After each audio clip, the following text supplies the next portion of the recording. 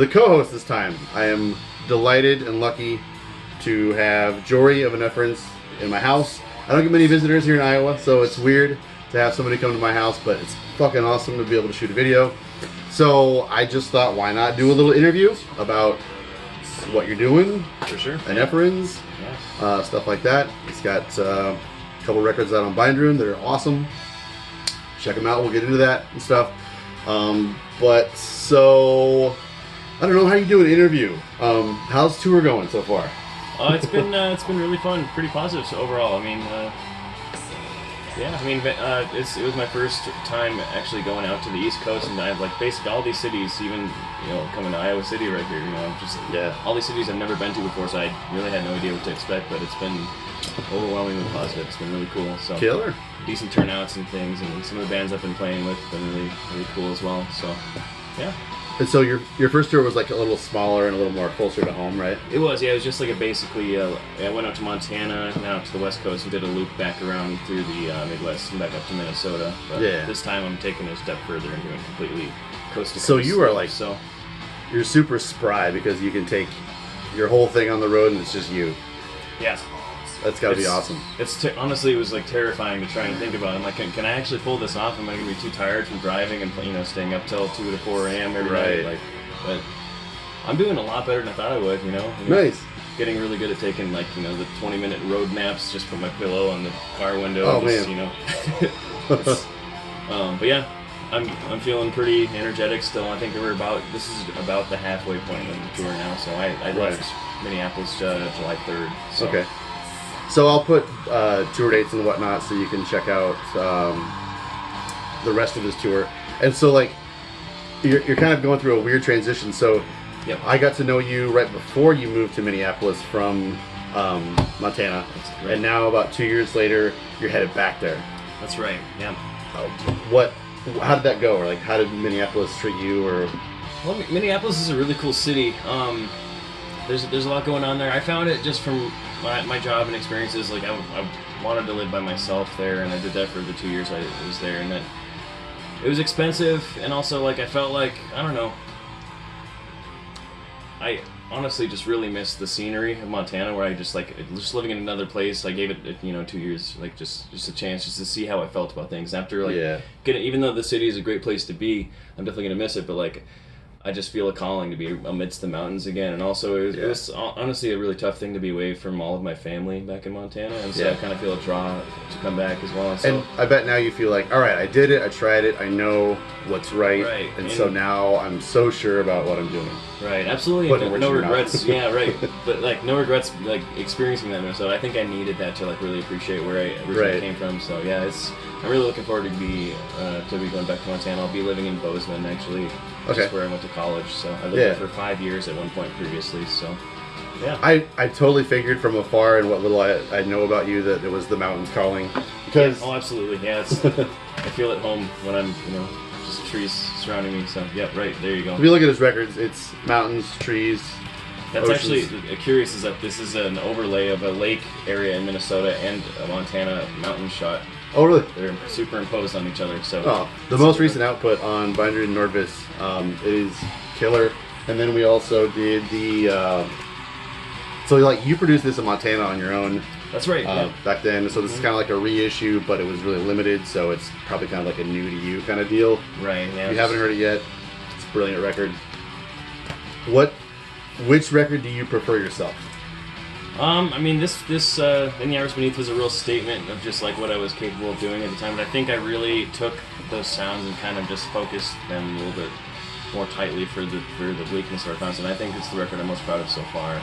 Yeah. And I think it's hard to say that I don't think I'm ever gonna like find my complete niche and just stay there for several albums. I think I'm going to continue to develop and grow. I think even still like the new one I'm working on now when I get home is going to be quite a bit different than the bleakness. Really? So yeah, I mean, kind of the core, like the beautiful melodies and the atmosphere is going to remain similar. Hopefully, I mean, I really have no idea. I don't want to like set an expectation on it, but like this was a gateway into just trying to see what I could incorporate further from like this one is like very atmospheric black and doom and like there's maybe a little bit of shoegaze influence or something like that in it, but I think I go a little bit further with the new one. So So it seemed like at least from Iowa here, it seemed like once you were in Eneferens with Jake, and that was pretty good. And I kind of heard echoes of that, but I was one of those things where I was like, this is good.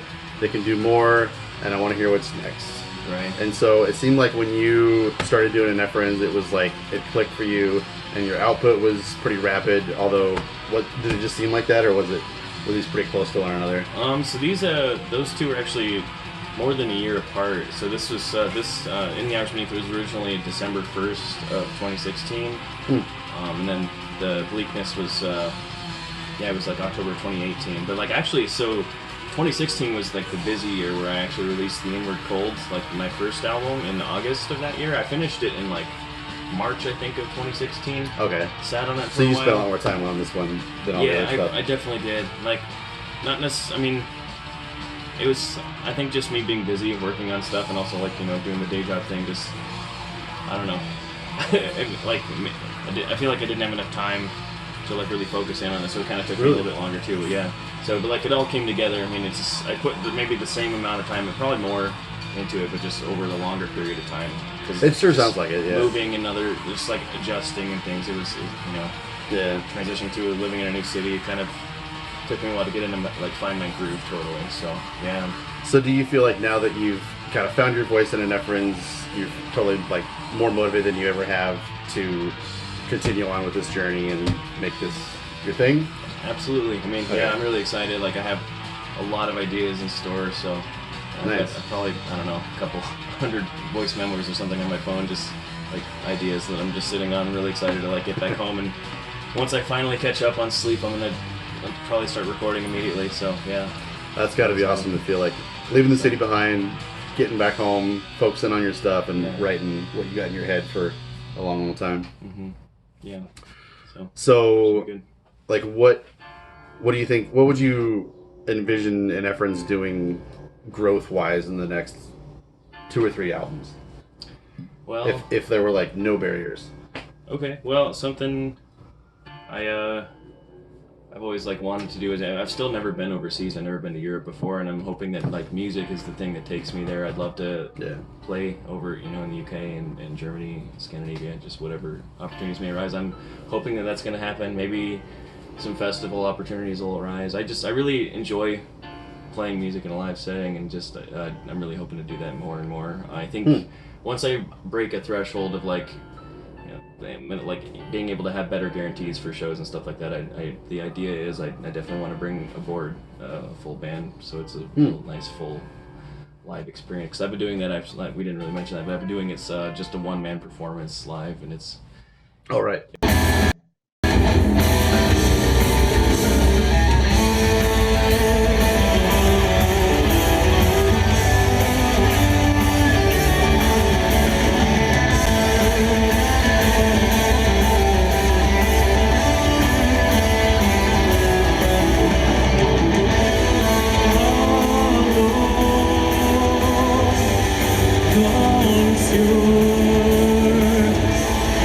It's terrifying being up there all by myself, but like I've like the way I've like mastered the track for a live PA setting, it's actually pretty huge for just like one person on stage. It's kind of jarring for people at first, but it's been really well received on the road so far this year. It's been really exciting, but yeah, I also mean, it as great as it is to like have creative control and like make the record by myself, I do really miss being able just to share that energy with other musicians and stuff. So that's something I definitely want to look into in the next few years as I move forward with everything. So do you think you'll continue to tour statewide and stuff? What's that? Do you think you'll continue to tour like in the States? I sure hope so, yeah. I mean, maybe with a band too? There's been a lot of enthusiasm already, like just like being on the East Coast this year, and they want me to come back, and so like maybe, next fall or something like that. Yeah, so for sure. We'll keep on at it, yeah. I mean, depends on where I'm at with recording and everything, if I can plan ahead for more tours, so. To somebody who maybe is on the fence about checking out Eneferens, what would you say you sound like? What were some like reference points that made you have to make music, or that made you feel like it put together the voice of Eneferens? Well, I mean, it's a culmination of a lot of different things. Like growing up, one of my favorite bands of all time was Opeth, and so I feel like first maybe 4 records of Opeth are like totally ingrained in like who I am as a human being, and I think some of that comes out in the music. Also, like in the last maybe 5 or 6 years of just like enjoying and exploring music, I've gotten into like a lot of the newer like black gaze sort of things, like Alcest or like Limitless or something like that. And like a lot of that has been really influential too. So it kind of just taking like a melodic, you know, just like a darker metal thing with some, you know, beautiful, you know, lilty melodies and things kind of just put all together. And there's, you know, it's hard to describe, but I think it's a cohesive atmosphere, and it's up and down. A lot of people tell me that it's like they might not necessarily even like metal to begin with, but like they've listened to my things and they're like, you know, this might be actually a gateway and like to some heavier music, and I understand like why you do this, you know, like I actually appreciate what you do while totally not understanding like the whole metal aspect of it. But yeah, so yeah, I can get that from afar too. It seems like, I don't know, I work a little bit with Bind Runes, so it kind of feels like we are constantly just working with the same crowd. If you would like anything on Bind Rune, you kind of already know what to expect. So it's like, it's hard for us, I guess, to reach a new audience. But it seemed like when Eneferens came out, that was really a broadening of our audience and your audience for sure. And I was just like, people are coming out of the woodworks for this stuff. It's like, who are you? Who are you? Who are you? Yeah. How did you find out about Eneferens? And it's like, was it the music that is just that much different that people are like so drawn to it? Or like maybe how would you answer that? That's a tough question. I mean, I definitely like am right there with a lot of the bands on the roster with like the, you know, the nature aspect and everything. And, yeah. I mean, the artwork and just the whole overall vibe. But like, I think maybe just I'm not afraid to just go softer sometimes. So, you know, just like explore some like really like very, very clean things. And like, I mean, I guess totally. I'm not kind of like a bunch of other bands have done that too. But like, I don't know. I'm not afraid to just be. I mean, I have a hard time. I guess I'm trying to think of how to say it. Super dissonant things are always like the more challenging things for me to try and portray than actually just like melodies just seem to just come out of me. Right. I guess. Like that's readily apparent in these records. I think that's like you're really wearing your influences on your sleeve, and like your songwriting craft is just super well together, and it's just so readily apparent on these. They're so mature, I think, for how young you are and how few records you've got underneath your belt. Yeah. Honestly. Thank you. That means a lot. That's cool. Yeah. And I think too, I think maybe if I could answer that question, I think people might be a little bit turned off by the darkness in a lot of this kind of music. Right. And I wouldn't call these records dark. The intensity sounds like passion, and rather than like anger. And I think people are like, you're absolutely right.